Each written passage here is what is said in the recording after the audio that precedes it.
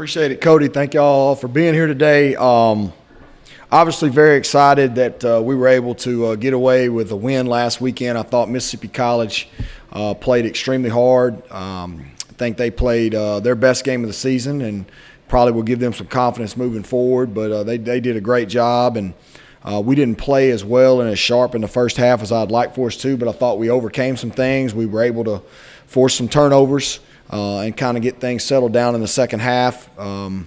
So anytime you can go on the road and win, especially against your in-state rival, it's a big deal. I want to go ahead and say once again, unbelievable crowd on our side of the ball. On our side, I mean, people were electric. It was a great atmosphere. It was a great night for football, and I just think we got the best fans in the world, and we hope that they're out this weekend. Moving forward to West Alabama, it is absolutely baffling to me how they're not ranked. I think they're a top 10 team.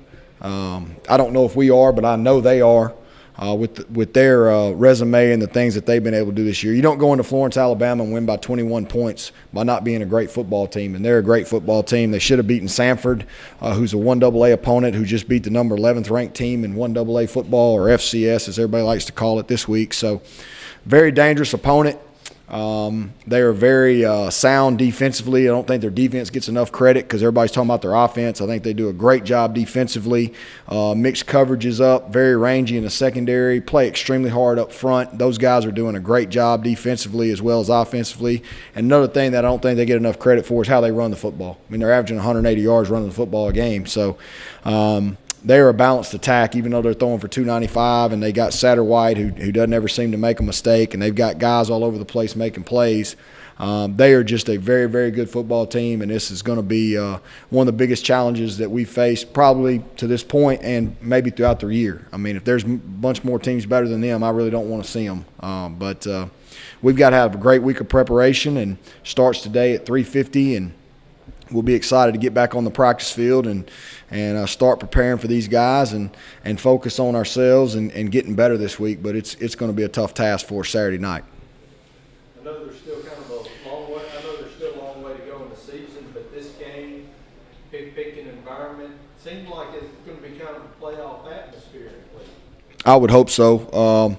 I think that we are two football teams playing Saturday night that obviously have all of their goals and still control their own destinies, and postseason is obviously a big one at this level of football, and we want to get there and they want to get there, and we want to be, so I think it's going to be a great environment. I think they travel well. I think they're going to bring some fans over as well, and West Alabama fans are passionate just like Delta State fans are, so it ought to be a great night. Obviously with the Hall of Fame induction going in, there's a lot of things going on, and what our guys have to do is understand that this is going to be a great atmosphere, but we have to just focus on what we can control. What we got to get ready for is 6 o'clock. We can't worry about a barbecue contest and all that. A lot of family coming in, that's great, but we got to focus on getting ready for 6 o'clock Saturday night to come out and play our best football of the year.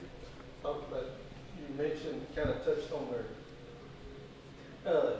what is the biggest thing about their defense that makes it tough? They just play hard. They're always in the right position. They play hard.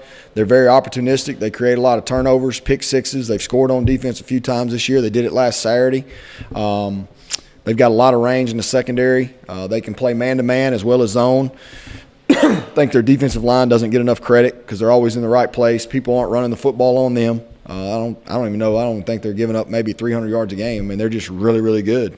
So, I think we're a pretty good football team. I know they're a good football team. Hopefully we can play with them on Saturday. You mentioned Satterwhite not doing anything wrong, nearly 73% completion rate. What have you seen from him, and what are you guys anticipating? Oh, he's going to be what he is. He's just a good player. Very accurate passer, makes good decisions, hard to sack him. They've got a really good offensive line, but he just makes decisions very, very quickly. And I think a lot of those things he's checking to.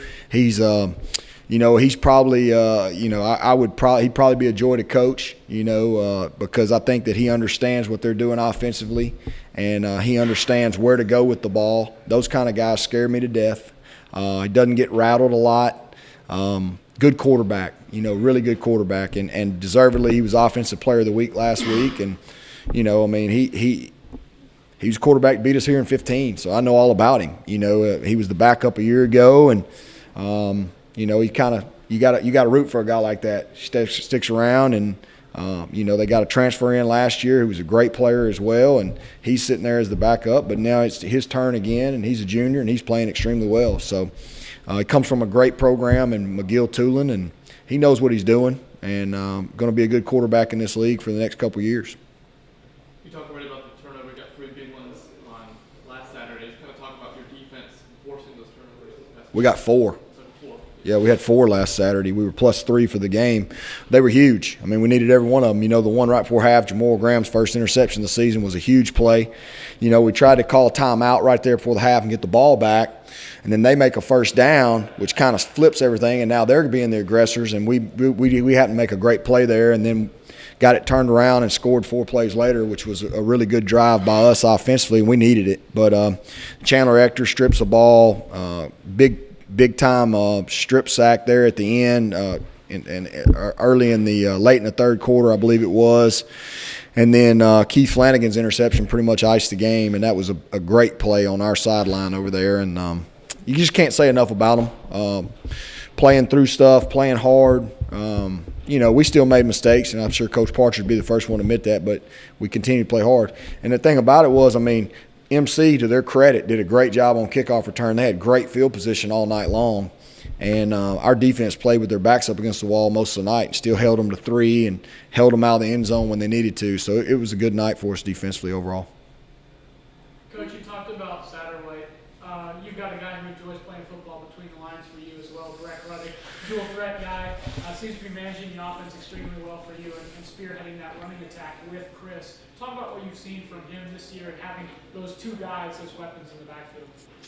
Well, I tell you what I saw Saturday night. I saw a guy start leading the football team a little bit more. He was very vocal Saturday night. He was amped up a little bit Saturday night, and you know, finally got in the end zone running the ball, busted a couple runs, had 124 yards rushing, did an excellent job reading in the run game, and like, he had 5 passes dropped Saturday night. I mean, that's the one thing we've got to get better at. We've got to continue to focus that thing into the catch. You know, a lot of people say, well, catch the ball. Well, yeah, that's really good. That's obvious. You know, it's concentrating on it through traffic, the ball drills that Coach Hasty teaches every day, and some nights are going to be like that. You know, we've got a young receiving core, and they've come a long way. And Coach Hasty and Coach Bethley are doing a great job with them, but we need them to step up a little bit more this week.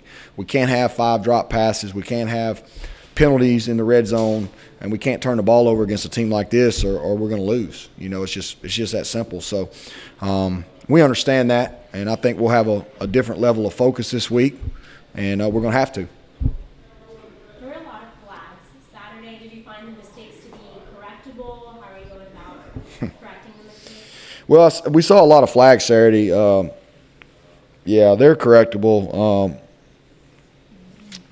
I'm on, you know, about 3 of them shouldn't have been called. Just to be honest with you, and I can get in trouble from the conference. I really don't care, but we're not committing that many fouls. You know, I felt like, you know, it's just different. There's a lot of inconsistency right now, and you got to get – I mean, it's just like anything else. You got to get used to the referee crew. You know, some of them want to throw a lot of flags. Some of them want to let you play. It seems to change week to week. And I think our conference is doing a really good job of trying to address those things, and we're going to get better. But we've got to do a better job coaching it. You know, the first play of the game, we had a very, very unintelligent penalty would be the most politically correct way to say it. We had a couple of those on special teams, which really, really bothered me. But a couple of those, you know, there's a couple of holding calls. I was like, there was one holding call in particular. I mean, it's just textbook what you teach. They had one call on a kickoff. We had three 15-yarders on special teams. 2 of them we deserved. One of them, I don't know what to tell you. I mean, I really don't know what was called. I don't know how it was called. And I looked at the video about 6 times, and I still don't know how. But anyway, we'll move on from that. But we will get better. You know, we come out against West Georgia, and I don't think we committed 3 penalties. And then you come into this game, and I don't know how many we had. Seems like we had 20. So I just don't know. We got to get better at it. But the one thing that I'm not going to do is try to effort penalties I can handle. You know, you're going to get pass interference sometimes. You're going to get holds sometimes if you're playing with effort. It's the late penalties, it's the false starts, it's the things that we can control that really, really drive a coach crazy and drive me crazy. Coach, Rada had 3 field goals, 2 of them kind of early when the offense was struggling. Just talk about how clutch he was, and just kind of how important. Well, here's what I think. I think when you got a chance to be a good football team, you got to be able to pick each other up. You know, there's going to be nights when you're not playing well offensively. There's going to be nights when you're not playing well defensively. That's why everybody talks about 3 phases. You know, very rarely do you have those games where all 3 phases we were just dominant. You know, we're still searching for that game. I think we've done it maybe once or twice since I've been here, you know, in 5 years. And that's maybe. So, you know, somebody's got to be able to step up. Well, Vince has been, I mean, look at his body of work. He's 18 points away from being the all-time leading scorer in this conference, which is amazing. He's 8 points away from having 300, I believe. You know, that's 2 field goals and 2 extra points. And he's got 300 points career. I mean, that's a lot of points. Guy has been steady. You know, he kind of started off a little shaky this year, not Vince-like, but the last 2 games, he's kind of got his rhythm back, and he's kicking with a lot of confidence. And, you know, he's a weapon, and we've got to continue to use it. But I think when you start talking about football teams that are really, really good, somebody, you know, you got to – one of those phases has to help you, or somebody's going to step up. And I felt like the other night Vince was a huge spark for us. He was special teams player of the game. You know, 3 field goals, made every extra point, had some great kickoffs, had a great squib kick, probably the best squib kick I've seen in a long, long time, and we needed it. So I'm just proud of him and what he's been able to accomplish at this point. One unrelated question that a lot of people are talking about, anthem protests. Is that something you brought up to your guys, talked about, thought about talking about? Talking about the national anthem? Yeah. I'll address this once, and then I won't talk about it again. But, yeah, we've talked about it. What I did, just so everybody knows, what I did is I talked to our players, and I asked them.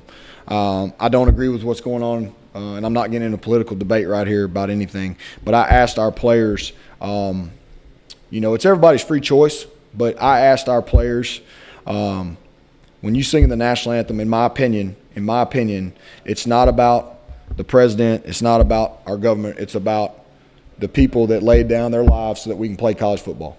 And I asked our players to remove their hats and stand at attention if they were out there. You know, a lot of times we're still in the locker room, but we do have a few personnel, maybe some redshirt players that are out, and they've got to pay attention, because I think sometimes young people aren't even paying attention. They're talking or whatever, and they just got to pay attention to what's going on. And I asked them to stand just for those 60 seconds because I feel like it's the right thing to do for those people that laid down their lives. You know what I'm saying? I'm not saying it's the right thing to do for everything else that's going on, but that's about to the end. I'm going to answer that. But I know you got to ask it, so that's a good question. Coach, a couple former All-Americans, Carl Balls and Rory. Great players. From your football program, being inducted in the Hall of Fame. Just talk a little bit about them and what that means for your program to have 2 more going into the Hall of Fame. Well, I mean, it's like I've said before, Cody, I'm extremely honored to be the head football coach here, and it's because of that kind of stuff. It's because we have tradition. It's because we have guys that have paved the way so that we can do what we do. And now we're trying to do as a program is I'm trying to make it better than when I first got here. That's all I'm trying to do. And God willing and the creek don't rise, I'm going to be here a long time. But if something happens and I lose my job tomorrow, I want the next guy to say, hey, that guy, I want the administration, everybody in Cleveland to say, hey, it's better than when he took over. And what we're trying to do with the family and everything we've been trying to do is embrace the past, embrace those guys, and what they were able to do. And now we're trying to continue this legacy. And I think it's awesome when those guys are on campus. I think it's awesome when they can be around our players. We try to have as many back as we can. I got a phone call this morning. I didn't answer it. Got a great voicemail from a guy who played here in 1974 to 75 who was at the game Saturday night. Those kind of things mean so much to me because those are the people that understand, the guys that actually played here and did those things. And I think that what we've been able to create here, I think everybody is proud of it, and it's better than when we first got here. It's better facility-wise. It's better from a retention process. It's better from a graduation process. And, hopefully we'll continue to win games and add to the championships. And that's what we're here to do as well. So we're trying to win on and off the field. But when you got 2 great ones that are going in, it means a lot. I sure do appreciate y'all. Thank you.